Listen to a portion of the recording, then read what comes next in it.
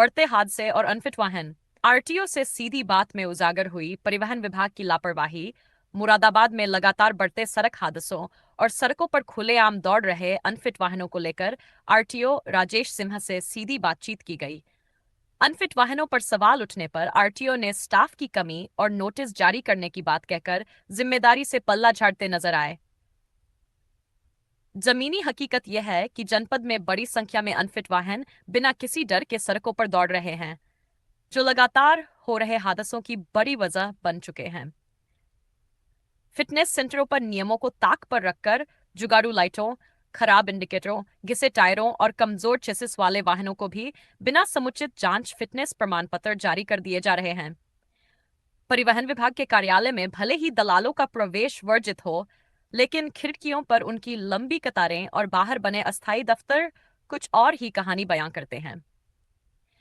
यह स्थिति विभागीय मिलीभगत की ओर इशारा करती है। हादसों के बाद की जाने वाली कार्रवाई भी केवल औपचारिकता बनकर रह जाती है, जिससे आम जनता में रोष बढ़ता जा रहा है। अब बड़ा सवाल यह है कि इतनी बड़ी संख्या में दौड़ रहे अनफिट वाहनों और नियमों की अनदेखी कर रहे फिटनेस सेंटरों पर आखिर कब सख्त कार्रवाई होगी। वहीं आरटीओ राजेश सिंह ने जनता से अपील की कि वाहन फिट रखें, कोहरे में सावधानी से वाहन चलाएं और केवल आवश्यक कार्यों के लिए ही घर से निकलें।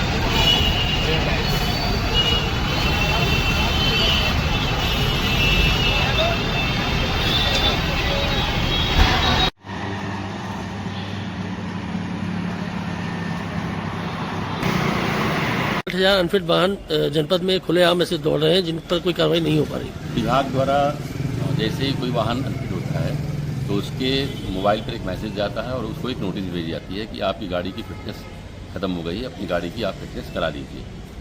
इसके अतिरिक्त समय समय पर विशेष अभियान चला करके प्रवर्तन दलों द्वारा वाहन बंद किए जाते हैं। हमारे पास जितने भी संसाधन हैं, हमारे पास एक आरटीओ है, एक पीटीओ है और मात्र 3 सिपाही हैं। उनके हिसाब से हम लोग लगातार इस पर कार्रवाई कराते रहते हैं और महीने में कम से कम सैकड़ों चालान अनफिट वाहनों के बंद और चालान किए जाते हैं। आपने देखा होगा पिछले हफ्ते ही हम लोगों ने तकरीबन अभी एक विशेष अभियान चला के 100 से अधिक वाहनों के खिलाफ ऐसी कार्रवाई की। अब इस कार्रवाई को और भी सघन किया जाएगा। हमारे पास संसाधन जरूर सीमित हैं और हमको अभी कुछ सिपाही सैनिक कल्याण बोर्ड से मिलने जा रहे हैं, तो ये कार्रवाई और भी सघन होगी। चीज करवाई गई सेंटर में हमने अपने आरआई को भेजा है और हमने समय से उनको कहा कि जाकर के आप औचक निरीक्षण करें और किसी भी दिशा में जो हमारे मानक हैं उनके साथ कोई समझौता न किया जाए। अब क्योंकि फिटनेस प्राइवेट में चली गई है, हम लोगों का निरीक्षण का ये अधिकार है, कार्यकारी अधिकार उनके पास है। हम लोग निरीक्षण करा के समय समय पर उनके विरुद्ध अगर ऐसी कोई गलती होती है तो कार्रवाई करेंगे। सड़क दुर्घटनाओं के संदर्भ में मेरा सबसे अनुरोध है कि इसमें क्योंकि समय कोहरा पड़ने लगा है बहुत ज़्यादा, आप देखते हैं कि दिन में भी कोहरा रहता है, रात में तो बहुत ही घना कोहरा रहता है। इस दौरान जो दृश्यता है बहुत कम हो जाती है, वाहन दिखते नहीं हैं और आपस में टकरा जाते हैं। तो मैं सबसे अनुरोध करूंगा जितने भी वाहन स्वामी और वाहन चालक हैं कि वो जो अपने वाहनों को बहुत धीमी गति से चलाएँ, बहुत आवश्यक होने पर ही घर से बाहर निकलें, रात में सफ़र न करें जहाँ तक संभव हो सके। और अपने वाहनों पर, चाहे प्राइवेट वाहन हो चाहे कमर्शियल वाहन हो, आगे और पीछे रिफ्लेक्टर का प्रयोग करें। साथ में अगर फाग बहुत ज़्यादा है तो फाग लाइट का प्रयोग करें। बीम लाइट अपनी जला के रखें रात में, जिससे कि पीछे लोगों को दिखती रहे और आगे लोगों को दिखते रहे कि कोई वाहन जा रहा है।